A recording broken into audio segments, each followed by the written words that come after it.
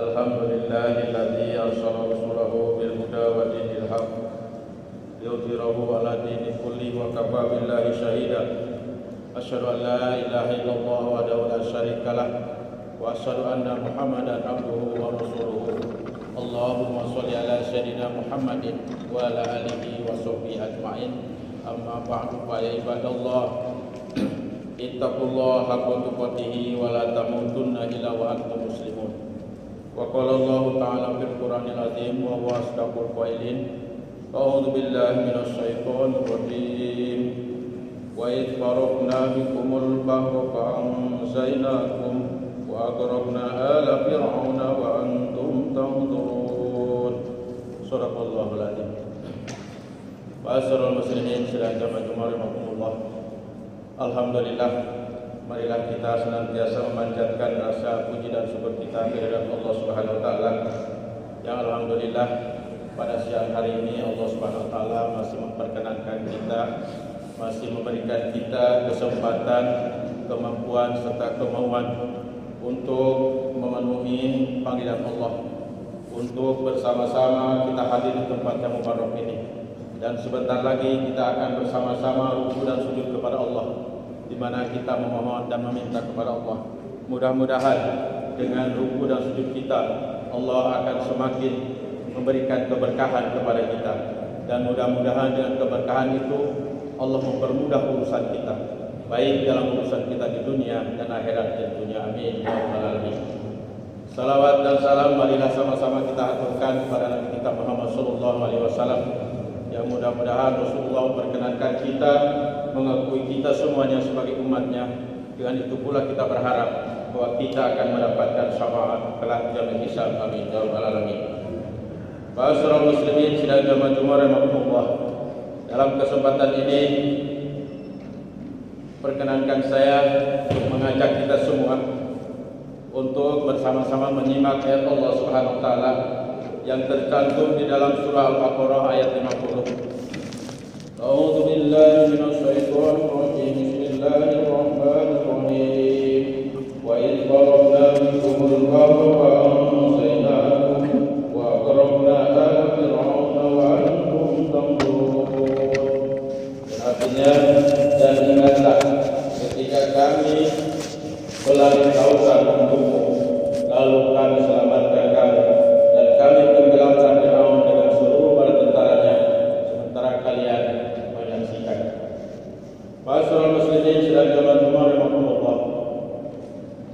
Di dalam ayat ini kita bisa melihat bagaimana di dalam satu kesempatan, di dalam satu tempat, ternyata hasilnya berbeda. Allah Subhanahu wa taala menyelamatkan Nabiullah Musa alaihissalam, sementara Allah menenggelamkan Firaun dengan seluruh bala tentaranya.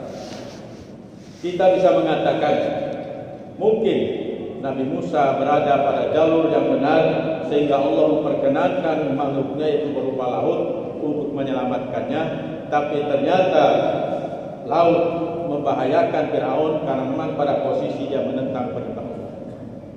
Para muslimin sedang rahimakumullah. Betapa banyak di dalam kejadian lain ternyata makhluk Allah Subhanahu wa taala itu semuanya akan tunduk pada perintah Allah. Kalau tadi air laut itu bisa dengan izin Allah Subhanahu wa taala, bahwa air laut yang kalau kita melihat kejadian di negara ini, khususnya di tahun 2006, di mana 2004 di Aceh, kita melihat bahwa air laut yang dasar itu ternyata mampu menghancurkan Aceh dalam waktu yang sekejap. Dan kita membaca informasi bahwa korban itu tidak kurang dari 200.000 orang. Ini menandakan bahwa air laut itu memang sangat membahayakan. Tapi ketika dia perintahkan Allah Subhanahu wa taala untuk menyelamatkan manusia, ternyata tidak membahayakan. Di dalam kejadian lain, Allah Subhanahu wa taala bagaimana memperlihatkan kemahakuasaannya. Ketika Nabiullah Ibrahim alaihissalam diperhadapkan dengan Namrud yang mengaku dirinya sebagai Tuhan, dan sebagai hukuman atas kelakuan atau ulahnya Firaun yang tidak mengikuti kehendak Firaun, maka ternyata balasan atau hukuman yang diterima oleh Nabiullah Ibrahim alaihissalam adalah dibakar. Namun lagi-lagi Allah Subhanahu wa taala memperlihatkan kemahakuasaannya, bahwa Allah perintahkan kepada api itu tidak disuruh mati. Dalam Al-Quran disebutkan bahwa Allah perintahkan kepada api itu dikatakan bahwa ya naru kuni barda wa salaman ala Ibrahim. Allah tidak perintahkan kepada api itu untuk mati supaya Ibrahim selamat, tapi Allah perintahkan kepada api yang tadinya sangat panas menjadi benda yang sejuk dan menyelamatkan Nabiullah Ibrahim alaihissalam. Di dalam kejadian bagaimana Allah SWT lagi-lagi memperlihatkan kemahakuasaannya. Ketika Nabiullah Yunus alaihissalam yang mencoba dia menghindar dari tugasnya, padahal belum ada perintah Allah SWT, maka dia mencoba menghindar dengan mau menyeberang lautan meninggalkan kaumnya, tapi ternyata Allah SWT tidak meridhoinya. Dan Allah ternyata memperlihatkan kemahakuasaannya, karena Nabiullah Yunus alaihissalam memang pada hakikatnya adalah orang yang memang senantiasa bertasbih kepada Allah Subhanahu wa taala, maka Allah perintahkan kepada ikan. Dalam Quran dikatakan, diperintahkan bahwa wahai ikan, telanlah makhlukku atau hambaku dalam keadaan tidak merobek dagingnya dan tidak mematahkan tulangnya. Bagaimana ikan yang kok bisa dia memilah dan memilih mana yang harus dimakan, mana yang tidak? Lagi-lagi atas kehendak dan maunya Allah Subhanahu wa taala. Makanya dalam ayat selanjutnya dikatakan bahwa jika sekiranya Nabi Yunus ini bukan termasuk orang yang ahli tasbih, Quran mengatakan dalam bisa fibatni ila yaumil yub'atsun. Nabi Yunus itu kalau tidak termasuk orang yang ahli tasbih, orang yang tidak ahli istighfar, maka Allah akan mengekalkan dia dalam perut ikan. Dan Allah peringatkan bahwa Nabi Yunus itu berada pada penderitaan yang luar biasa. Dia berada pada kegelapan yang berlapis-lapis. Yang pertama adalah gelapnya air laut, yang kedua gelapnya malam, yang ketiga adalah gelapnya perut ikan. Apa dia wiridkan? Apa dia mintakan kepada Allah Subhanahu wa taala? Ternyata Nabi Yunus bertasbih dalam perut ikan. Dan ini didengar oleh malaikat. Didengar oleh malaikat. Wiridnya Nabi Yunus alaihissalam itu kelihatan sederhana. Beliau cuma mengatakan la ilaha illa anta subhanaka inni kuntu minadh dhalimin. Satu bentuk pengakuan akan kesalahan, satu bentuk pengakuan akan kekeliruan yang dia perlakukan dan dia perbuat kepada Allah Subhanahu wa taala. Maka dia serahkan sepenuhnya urusan kepada Allah, maka ternyata dengan izin Allah, Allah menyelamatkan dia. Ma'asyiral muslimin sedang jamaah rahimakumullah. Kita bisa melihat pada hakikatnya makhluk Allah ini kenapa sampai sekarang ya, kita masih diperhadapkan dengan musibah, diperhadapkan dengan ada namanya wabah. Virus itu kan kecil bentuknya, tidak terlihat, bahkan dia masuk ke dalam tubuh manusia hanya mengikuti angin, ikuti pernapasan.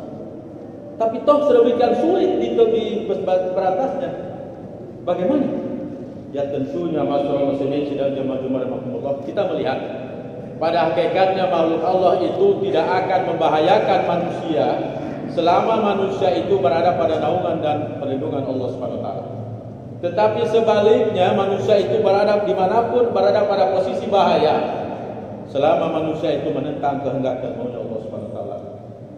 Yang kita takutkan sebetulnya bukan kematian, tapi yang kita takutkan adalah kalau mati kita berada pada posisi tidak mendapatkan ridha Allah. Itu yang kita takutkan. Karenanya masyarakat muslimin sidang jamaah rahimahumullah, bagaimana kita menyelamatkan diri? Apa kita mencari tempat yang tinggi karena memang takut air laut, atau kita mencari tempat di sebaliknya? Ternyata tidak ada satupun tempat di bumi ini yang aman bagi manusia. Kalau kita beranggapan bahwa tempat yang aman adalah di bukit, itu gempa yang menimpa Padang tahun berapa, tahun 2000-an juga masih, itu ternyata yang banyak korban adalah orang yang berada di bukit. Tapi ketika gempa tsunami yang melanda Aceh, yang banyak korban adalah di pantai. Lantas kita mengatakan di mana sebetulnya tempat yang aman bagi manusia? Ma'asyiral muslimin sedang jamaah rahimahumullah. Pada hakikatnya di dunia ini tidak ada tempat yang aman bagi manusia. Karena pada hakikatnya bumi yang kita tempati ini berputar sangat kencang. Bumi yang kita tempati ini berada pada posisi dan berhadapan berdekatan dengan benda-benda yang besar. Bisa saja kalau tiba-tiba melenceng benda sebesar lebih besar dari bumi menghantam bumi, tentunya akan terjadi kehancuran. Tapi lagi-lagi masyarakat muslimin sidang jamaah rahimahumullah, kalau bukan rahmat Allah Subhanahu wa taala, lagi-lagi dimanapun tak ada tempat yang aman bagi manusia. Itulah sebabnya hadirin yang berbahagia, bahwa Allah Subhanahu wa taala senantiasa mengingatkan kita. Bahkan bersumpah Allah Subhanahu wa taala dalam Quran, a'udzubillahi minasyaitonir rajim, bismillahirrahmanirrahim. Walau anna ahlal qura amanu wattaqau la fatahna 'alaihim barakah. Sungguh kata Allah Subhanahu wa taala, jika ada penduduk satu negeri itu beriman kepada Allah dan bertakwa, la fatahna 'alaihim barakah. Sungguh Allah akan bukakan barakah dari langit dan bumi. Kalau bicara masalah barakah, bagaimana Allah Subhanahu wa taala menjadikan satu tempat yang gersang, itu namanya Mekah ya. Menurut sejarah awalnya itu ditempati oleh Ibunda atau Siti Hajar, itu adalah tempat yang gersang, yang tidak ada rumput sekalipun, apatah lagi makhluk Allah yang lain, tidak ada. Tapi karena ditempati oleh makhluk Allah di situ yang takwa kepada Allah, maka ternyata Allah bukakan berkahnya di kota Mekah. Padahal kalau menurut kasat mata bagi yang sudah pernah melihat ke sana, itu padang tandus Arab Saudi itu luar biasa panasnya. Sepanjang perjalanan kita lewati, itu yang ada adalah gurun batu yang tandus. Kalaupun toh ada pohon yang tinggi paling setinggi manusia, itu pun dalam keadaan kondisi hidup segan mati tak mau. Menandakan apa? Bahwa tanah Mekah adalah tanah yang gersang. Tapi dengan berkah Allah SWT, maka Mekah menjadi tujuan umat Muslim sedunia. Mudah-mudahan yang tidak jadi berangkat tahun ini Allah berikan keberkahannya. Ya, mudah-mudahan, dan tentunya itu atas kehendak dan maunya Allah. Lagi-lagi walaupun apa yang terjadi, tapi itulah kehendak Allah. Ya. Jadi kenapa Allah SWT memberikan keberkahan kepada Mekah? Karena memang ditempati oleh orang yang saleh. Keberkahan apa yang didapat oleh Mekah? Memang Nabiullah Ibrahim alaihissalam pernah berdoa, Rabbi ij'al hadha baladan aminan warzuq ahlaha minas samarat. Nabiullah Ibrahim alaihissalam pernah berdoa kepada Allah ketika beliau membangun Baitullah. Apa dia mintakan? Ya Allah, jadikanlah penduduk negeri ini baladan aminan warzuq ahlaha, dan berilah penduduknya dari buah-buahan. Otak kita mengatakan dari mana bisa buah-buahan? Padang yang gersang dan tandus seperti itu, rumput saja tidak mau tumbuh. Tapi ternyata Nabi Ibrahim meminta kepada Allah SWT, meminta buah-buahan. Dan ternyata terbukti ya, Mekah atau Madinah, khusus daerah Jazirah Arab, itu menjadi daerah yang luar biasa makmurnya. Karena ternyata buah-buahan yang ada di Mekah itu buah-buahan yang kualitasnya bagus. Tidak seperti buah-buahan di tempat kita, kadang-kadang sudah campur dengan buah-buahan yang busuk. Tapi namanya pisang, namanya anggur, dan apalah dan sebagainya, itu kualitas nomor 1. Inilah keberkahan yang Allah akan berikan kepada suatu daerah, satu tempat, asalkan orang itu memposisikan